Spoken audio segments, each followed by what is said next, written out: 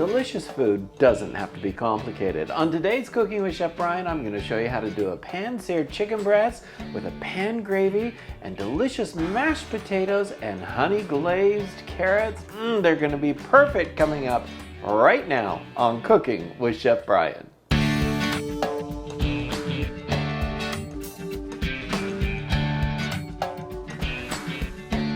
Welcome everybody to Cooking with Chef Bryan. I'm going to show you how to do some good old-fashioned cooking today.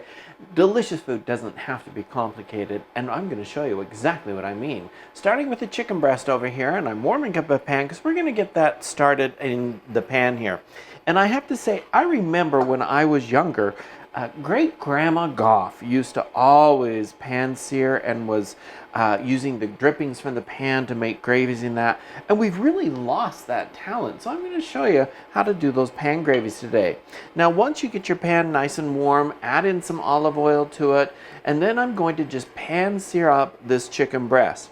Now, chicken breast is a little difficult because it doesn't have an even kilt to it, should I say. One end is thicker than the other, and that's okay.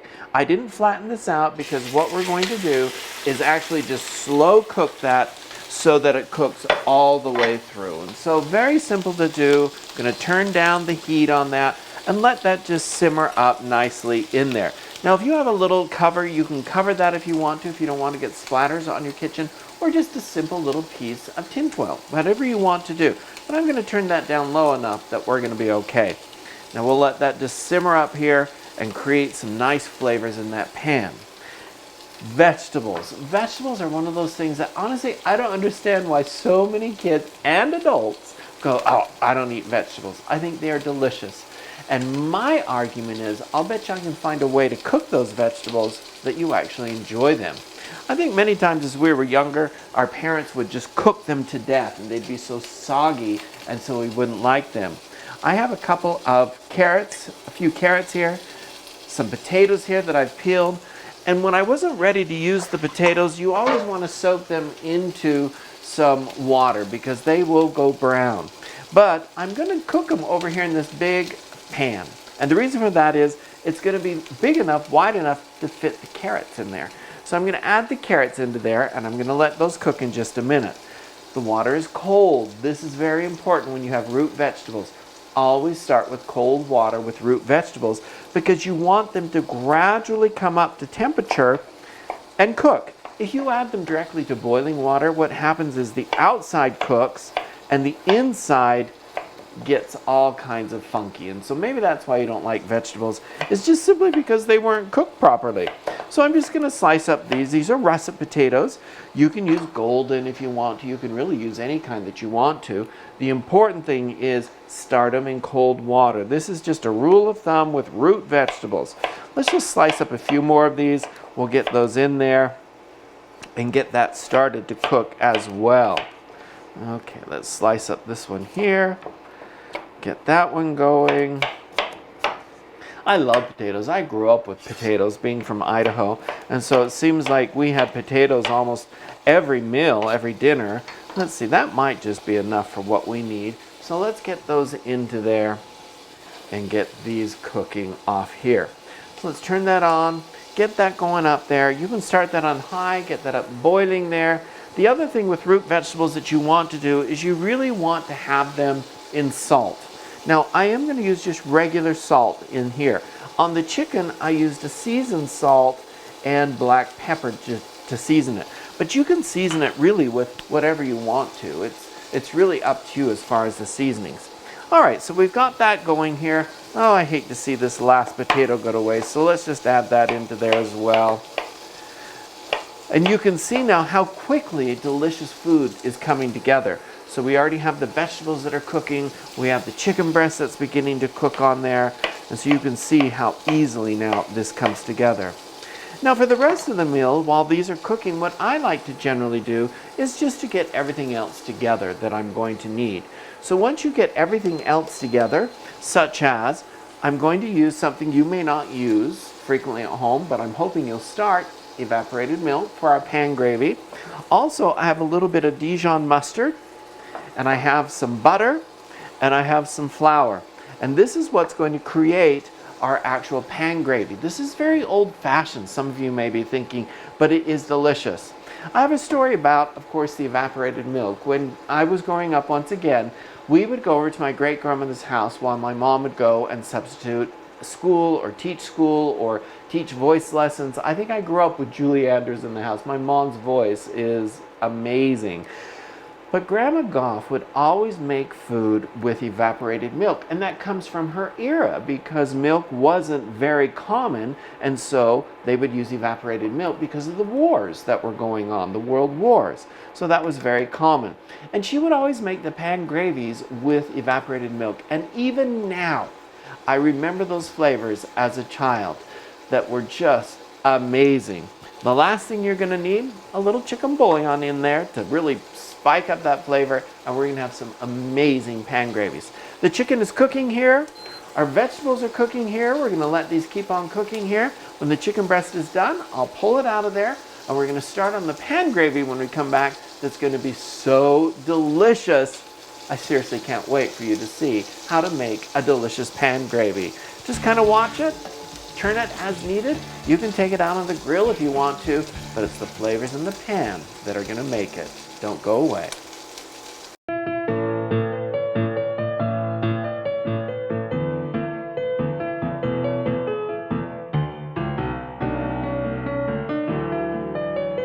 Hot and fresh from your oven.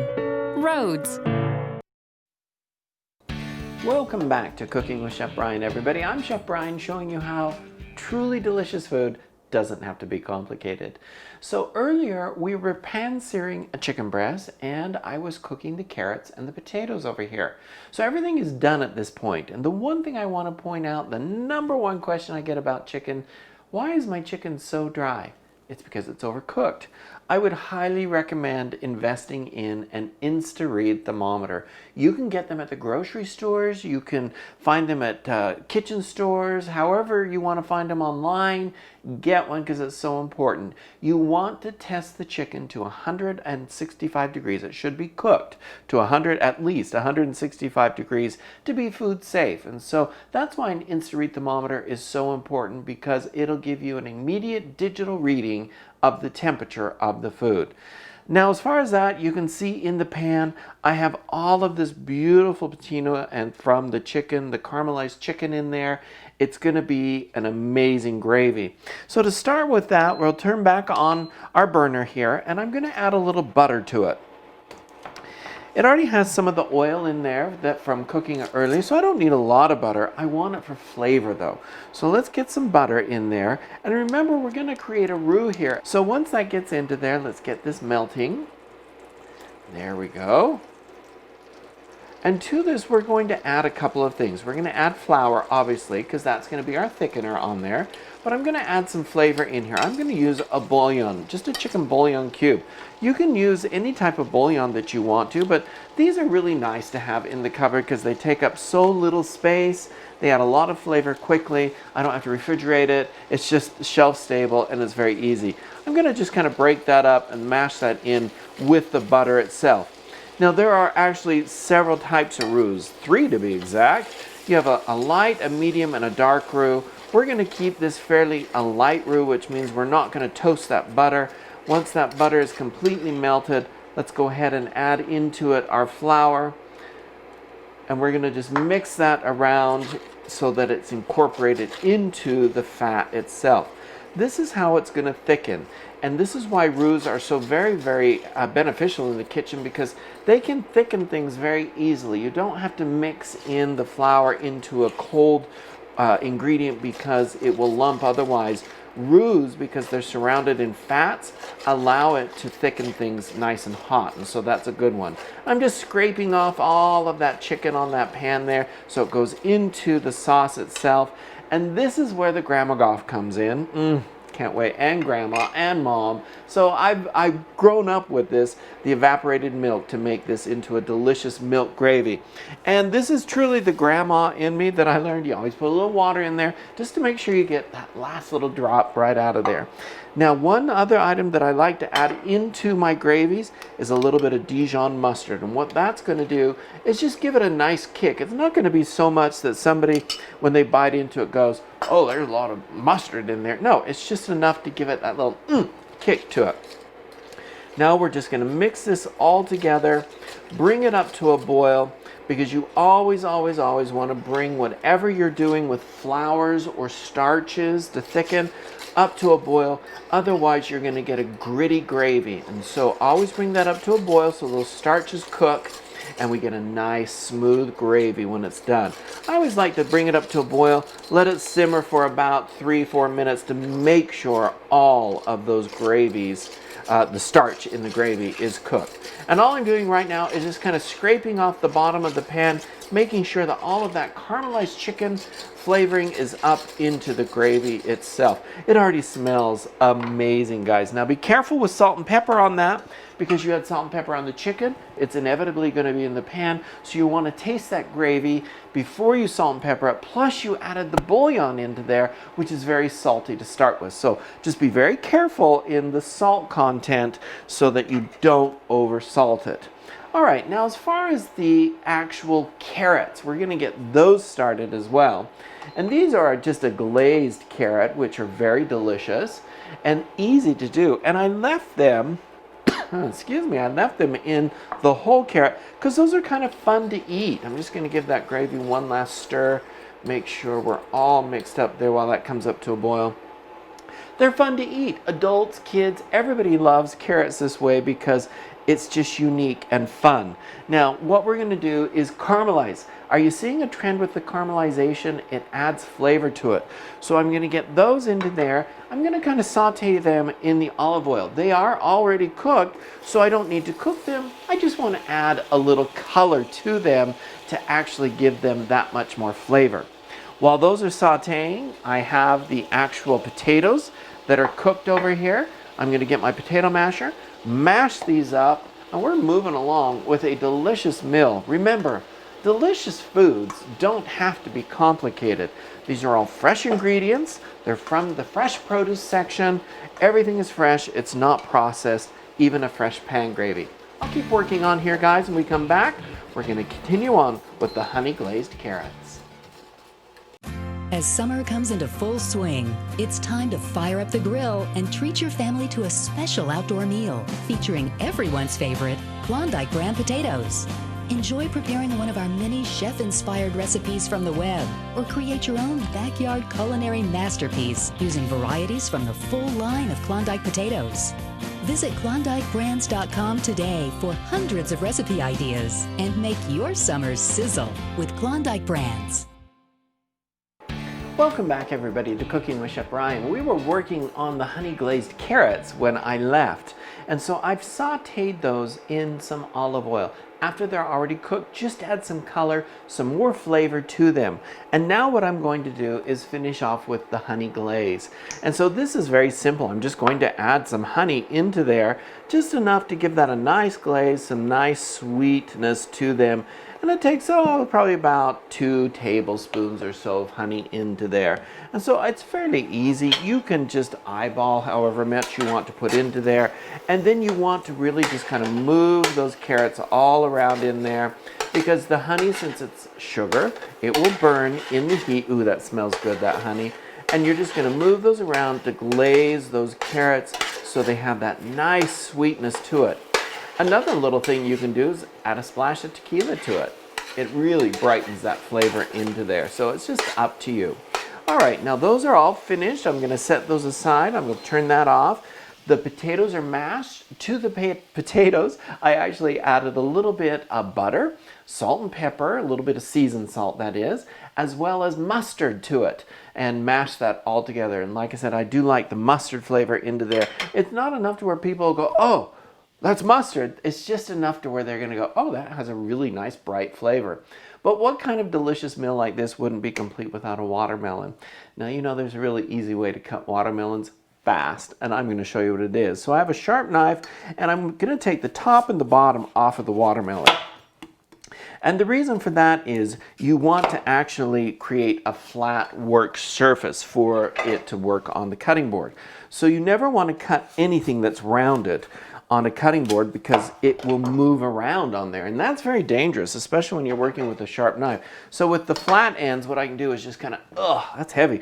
Turn that up on its side, and I have a nice, fairly stable cutting surface on there. I'm going to take my blade, and I'm just going to start to cut down. And I've started it there, so now I have kind of a little, you can see I have a guideline of how deep down I need to go in there to start to cut off the actual rind. And so you can see now you're just going to take that, you're going to go all the way around, and don't worry if you don't get the rind, all of it off. You can trim it off in just a minute after it's all done. But you can see now you're just going to go all the way around. This is how you cut all of the melons. I do cantaloupe, I do honeydew, I do all of the melons this particular way, and it's just so easy. Rather than, I remembered as a child, we would slice it into slices, then take a knife and remove out the watermelon. This is much easier to do it that way. And you're just going to keep going right around on that. And once you get all of that rind off, you can slice that into slices, and then you can just cut it into bite-sized pieces. This is a seedless watermelon. I think they're the greatest invention since the wheel, because I spent many hours as a kid taking off the seeds of the watermelon, or taking them out when we were serving it, because you know everybody wanted seedless watermelon, so heaven forbid you have seeds in the watermelon. And you can see what I mean. You just turn that over, and then you can just go and trim off the rest of that white rind if you didn't get it all off. And so if this were a honeydew or a cantaloupe, once you get the rind all off of there, what you do, cut it in half, scoop out the seeds, cut it up. Easy as easy. So there we go. Just about done. Boy, Grandma would have loved it, doing a watermelon this way, that's for sure. And one last little slice here to remove that little bit there. And there we have it. So we've basically just taken the skin, that rind right off of that watermelon. We're going to slice this up and serve it with our pan-fried chicken, our pan-fried sauce, our mashed potatoes, honey glazed carrots. I love it. So let's just slice that in half. And I hope this isn't a surprise like I had the other day. I bought a seedless watermelon and cut it open, seeds all throughout. I'm like, wait a minute, this is supposed to be a seedless watermelon. Perfect. See how beautiful that is? Just like that. Let's set this one aside over here. I have a big bowl here that we're going to start to put those into. You can see now, just turn it onto its side, slice it into some slices, and then dice it on up. And you have watermelon already done. See how easy that was to cut that up? This is going to go perfect with our pan-fried chicken, our pan sauce, and honey glazed carrots, which we'll finish up when I come back. It's no secret, frozen rolls are fresher than bakery rolls. You see, bakery rolls are made in commercial bakeries. Then they sit all day in stores. Some even contain preservatives because rolls begin to stale immediately. By the time you eat your roll, it could already be days old. Rhodes Bake and Serve is found in your grocer's freezer. Simply take Rhodes frozen roll dough home and let it thaw and rise in a pan. Bake Rhodes rolls in your own oven. Rhodes Bake and Serve, hot and fresh, right out of your oven. Welcome back to Cooking with Chef Bryan, everybody. Let's finish up this delicious food, because remember, delicious food does not have to be complicated. Earlier I showed you how to pan-sear a chicken breast. It was cooked to 165 degrees and urged you to get an Insta-Read thermometer if you don't have one. We talked about root vegetables. Root vegetables must always start in cold water before they are, when you start to cook them. So always start to cook them in cold water. Cook them up and then they'll be perfect. The carrots I left in long carrot strips because they're just fun to eat and look at. And then we caramelized them just a little bit in some olive oil, added some honey to them to glaze them. So we have honey glazed carrots, which are going to be perfect. The potatoes are all nice and mashed. Has a little bit of mustard in the potatoes, a little bit of salt, a little bit of pepper, a little bit of butter into there. So we'll just kind of add those right into the center of the plate there for serving purposes. We're going to take one of the halves of the chicken breast and just kind of lay it on top of that chicken breast, or on top of the potatoes, mashed potatoes there. And you can do this with both of them. So remember, serving sizes are very important. We're going to take some of that pan gravy that we made earlier, and just kind of let that fall over top of the potatoes, the chicken breast. Oh, it smells amazing in the kitchen, everybody. And I tasted the gravy. It was fine with salt and pepper, so you really always get in the habit of tasting your food first before you add salt and pepper, because many times when it's cooked, it already has enough salt and pepper on it. The carrots, we're going to add right to the side of it here, just for fun. Isn't that fun with the long carrots? I mean, who wouldn't enjoy that? What kid and adult in itself wouldn't enjoy something like that? And here you have a really delicious pan-seared chicken breast with mashed potatoes. You have a honey glazed carrot here, and you have fresh watermelon for the side here. You could serve this with your favorite other sides if you wanted to. But I want you all to really enjoy those vegetables because they're very easy to do if they're done correctly. And if you're a vegetable hater, you might just like these because of the way they were cooked. Isn't that fun to think of it? Now you can go to cookingwithchefbryan.com and grab these recipes.